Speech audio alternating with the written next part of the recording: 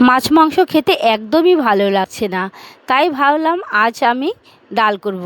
আর ডালের জন্য উনুনটা ধরিয়ে বসিয়ে দিলাম ডালের জল বসিয়ে দিয়ে জলটা ফুটে উঠলেই দিয়ে দিলাম মুসুর ডালগুলো। আর ডালের মধ্যে দিব চাল কুমড়ো। তো চাল কুমড়োটা প্রথমে আমি খোসা ছাড়িয়ে ডুমডুম করে কেটে নিলাম।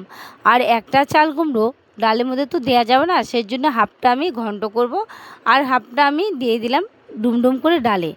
তো ডালের জলটা ফেনা উঠে গেছে। আর এইভাবে কিন্তু ডালের জলে ফেনা উঠে গেলে আমি হাতা দিয়ে তুলে তুলে ফেলে দিই। আমার মাকে দেখেছি এইভাবে ডালের ফেনাগুলো তুলে ফেলে দিতে, তাহলে নাকি ডালের স্বাদটা ভালো লাগে। আর আমার মা তো সবসময় কড়াইতেই ডাল সেদ্ধ করে, আর যে কোনো ডালই কড়াইতেই সেদ্ধ করে। আমার বাবা প্রেসারের ডাল খেতে একদমই পছন্দ করে না। যাই হোক, কথা বলতে বলতে দিয়ে দিলাম কুমড়োগুলো সিদ্ধ হয়ে নামিয়ে নিলাম।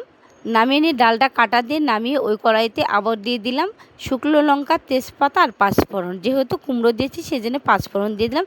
তার মধ্যে একটু পেঁয়াজ আর একটু রসুনও কুচি দিয়েছি, যেহেতু মুসুর ডাল দিয়ে ডালটা ফোড়ন দিয়ে নামিয়ে নিলাম।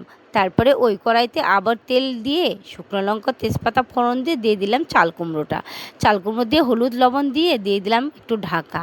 আর ঢাকাটা দিয়ে একটু উঠিয়ে আদা জিরা বাটা দিয়ে আমি বসিয়ে ততক্ষণ আমি আসলাম ডালের সঙ্গে একটু ভাজা না হলে একদমই খাওয়াটা জমে না।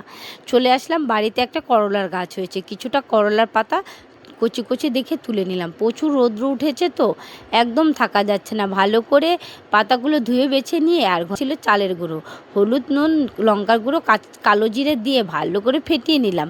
ফেটিয়ে নিয়ে কড়াইতে তেল দিয়ে তারপরে একসঙ্গে ভালো করে মেখে নিলাম। আজ আর সুন্দর করে একটা একটা ভাজলাম না, 4-5টা করে পাতা একসঙ্গে নিয়ে অল্প তেলের মধ্যেই বড়াগুলো ভাজতে শুরু করে দিলাম।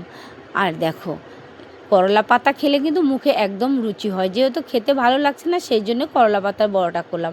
আর বড়াটা আমার কমপ্লিট হয়ে গেছে। ভাতটা নামিয়ে নিয়ে চলে আসলাম খেতে। আর যা অসাধারণ খাবার হয়েছে না, করলা পাতার বড়া তার সাথে ডাল চাল কুমড়ো দিয়ে আর লেবু চিপে নিয়ে দারুণ খেলাম। কে কে খাও এরকম অবশ্যই জানাও।